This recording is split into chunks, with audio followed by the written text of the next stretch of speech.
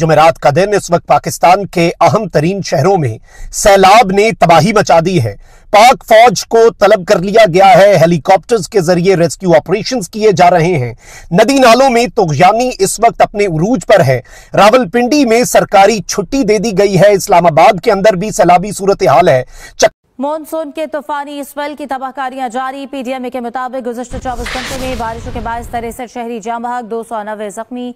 बिल्कुल हुकूमत नजर नहीं आ रही कि ये कहां पर मौजूद हैं। नाला लई का पानी घरों में दाखिल हो चुका है। मैं चाह रहा हूं कि कुछ एक वीडियोस भी आपको साथ साथ दिखाऊं ताकि आपको अंदाजा हो कि इस वक्त क्या सूरत हाल बनी हुई है। इकबाल और जेहलम तक इस वक्त सूरत हाल गंभीर है और पंजाब इस वक्त अलर्ट पर है। इसके साथ ही साथ इवन सिंध तक इस वक्त अलर्ट जारी कर दिए गए। मौजूद था, वहां एक हंगामी सूरत हाल थी और वहां पर क्लाउड बर्स्ट के बाद बारिशें जारी थी, इसलिए ये काम नहीं हो सका था। तो अब हमारे सामने सिचुएशन ये कि रेन इमरजेंसी है।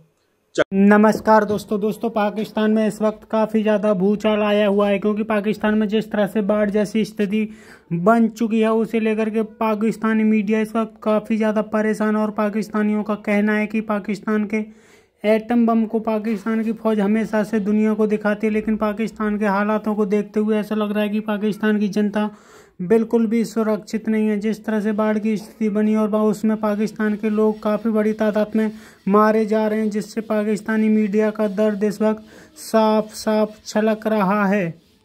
हैं तूफानी बारिशें, मूसलाधार बारिशें, और इस वक्त किस तरह से सूरत हाल जो है वो गंभीर हो चुकी है।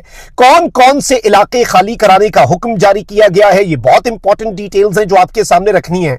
और इस वक्त हुकूमत की तरफ से क्या तफसीलात जारी की गई हैं, हिफाजती इकदाम क्या क्या करने हैं, ये सारी डिटेल्स एक एक करके आपके सामने रखते हैं। सबसे पहले मैं आपको ये बता दूं कि मौसमी हालात जो है उनके पेश नजर जिला रावलपिंडी में डिप्टी कमिश्नर की तरफ से एक दिन की छुट्टी जो है उसका ऐलान किया गया है और छुट्टी का नोटिफिकेशन जारी हुआ। अलबत्ता छुट्टी का नोटिफिकेशन जो है वो 10:10 के ऊपर जारी किया गया, जबकि 9 बजे आपको पता है कि सरकारी दफातर और स्कूल जो हैं वो उनका ऑपरेशनल टाइम शुरू हो जाता है।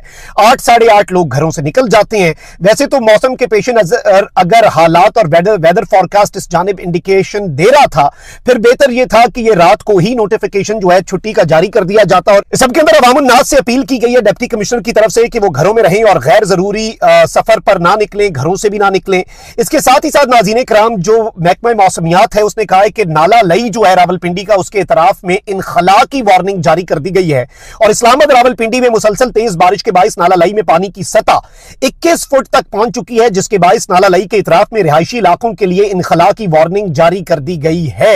यानी कि इलाके खाली करवाने का अमल जो है वो शुरू कर दिया गया है। तमाम मुतल्लका इदारे और रिहायशी एहतियाती तदाबीर इख्तियार करें और महफूज मकामात पर जाने के लिए मुतल्लका इदारों से ताउन करें। इसके साथ साथ नाज़रीन कराम, जो पिंडी की डिटेल्स है पहले वो मैं आपके सामने रख देता हूं। इस्लामाबाद के अंदर भी F8 का जो अंडरपास बना, जो फ्लाईओवर बना, वो भी इस वक्त दरिया का मंजर पेश कर रहा है। इस्लामाबाद के अंदर भी इस वक्त तूफानी सूरत हाल है, जबकि पिंडी के बहुत से इलाके जो हैं वहां पर शहरी जो हैं वो छतों के ऊपर हैं, क्योंकि पानी उनके घरों में दाखिल हो चुका है। विजुअल्स जो आप देख रहे हैं उनमें गाड़ियां जो हैं उन्हें डूबते हुए, और पूरी की पूरी गाड़ी जो है वो एक जगह से दूसरी जगह पानी में कश्तियों की तरह तैरते हुए आगे जाती हुई देखी जा सकती हैं। पिंडी का इलाका खयाबाने सर सैयद जो है वो पानी में डूब चुका है, पानी घरों में दाखिल है, शहरी घरों की छतों पर चढ़े रहे। इसके अलावा अडियाला रोड खसाला गांव की सूरत हाल जो है वो ये रही कि वहां पर स्कूल जो है वो पानी से भर गया। इस्लामाबाद में मूसलाधार बारिश की वजह से दरियाए सुआ जो है उसमें तुग़यानी देखी गई। इवन ऐसा लग रहा था कैपिटल स्मार्ट सिटी वाली साइड के ऊपर कि जी दरियाए सुआ जो है वहां पर सैलाब आ चुका है और सैलाबी रेला आ रहा है। इसके साथ ही साथ मैं आपको यह बताऊं कि चक्री रोड गांव लालिया घोड़ा रेस ग्राउंड में छत पर एक फैमिली जो है वो बच्चों समेत सैलाब में फंसी रही, जिनकी जिंदगियों को शदीद तरीन खतरा था। रेस्क्यू 1112 की गाड़ी पहुंची, लेकिन वो इमदाद से कासिर रहे और घंटों से कश्तियां पहुंचने का इंतजार होता रहा। लेकिन फिर यहां पर हेलीकॉप्टर जो है उसके जरिए ऑपरेशन किया गया। हेलीकॉप्टर जो है वो यहां पर पहुंचाए गए। अलबत्ता इस वक्त पिंडी के लालाजार की सूरत हाल यह है कि पिंडी के ज्यादातर इलाकों में पानी ही पानी है, अल्लाह रहम करे। इस्लामाबाद के अंदर 45 दिन में बनने वाला F8 इंटरचेंज जो है उसकी सड़क का एक हिस्सा बैठ गया है बारिश की वजह से। और 2-3 चीजें हैं जिनसे अजीब सी एक चीज हमें समझ आती है। हम एक एटमी मुल्क हैं, लेकिन जो सायरन्स बजाए जा रहे हैं ना, नाला लई के ऊपर खड़े होकर हाथ से मैनुअल सायरन बजाया जा रहा है, जिसकी शायद सड़क के एंड पे भी आवाज ना जाए।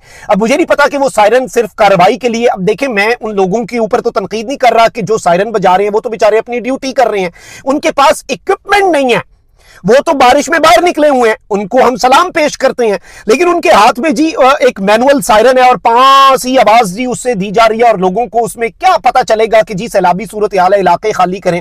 और हैरानी ये हो रही है कि 2025 के अंदर भी खतरे से आगाह करने के लिए हाथ से चलने वाले सायरन का इस्तेमाल किया जा रहा है, और इससे कितनी बड़ी आबादी हाई अलर्ट हो सकती है। अच्छा, इसके साथ ही साथ पिंडी की पीपल्स कॉलोनी में गलियां जो हैं वो मुकम्मल तौर पर डूब चुकी हैं, और इसके साथ ही साथ मैं आपको ये बताऊं कि रावलपिंडी का मोहल्ला राजपूता है सहाम, उसमें गाड़ी पानी के रिले में बह गई। रावलपिंडी में फौज जो है उसे तलब कर लिया गया, छुट्टी का ऐलान किया गया है। गुज़श्ता 2 रोज से इस्लामाबाद, रावलपिंडी और पंजाब के कई इलाकों के अंदर मूसलाधार बारिश जो है वो रिपोर्ट की गई। इसके साथ साथ रावलपिंडी से मरी रोड से इस्लामाबाद में दाखिल होने वाला जो रास्ता है फैजाबाद, आपने सुना होगा, फैजाबाद पुल के नीचे की सूरत हाल यह है कि वहां पर नकासी आब का कोई बंदोबस्त नहीं है, वहां पर गाड़ी जो है नहीं गुजर सकती, और दारुल हुकूमत में नकासी आब का कोई बंदोबस्त नहीं है, और सिर्फ एहलकार जरूर खड़े हैं और वो सिग्नल्स देने के लिए खड़े हैं कि ये रास्ता आप ना अपनाएं।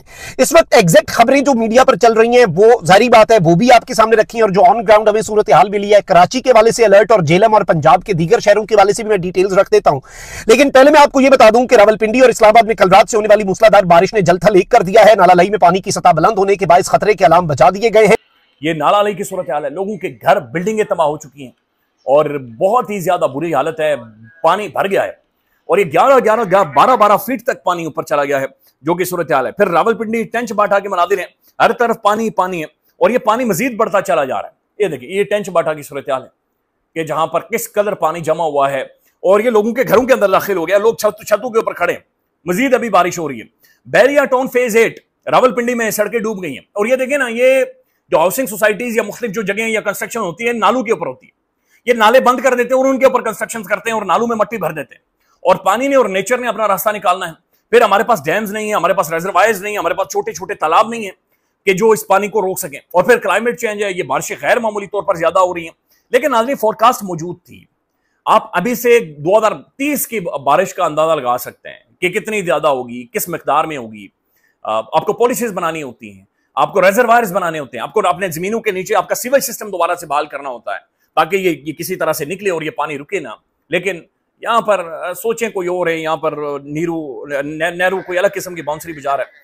अच्छा, ये मनाजिर है जी रावलपिंडी के खयाबान सर सैयद की सूरत है। ये देखें, फौज लोगों को नाज़रीन रेस्क्यू कर रही है और इस्लामाबाद H13 की सूरत तबाही निकल गई है। वहां पर राजा बाजार रावलपिंडी मुकम्मल तौर पर डूब गया है।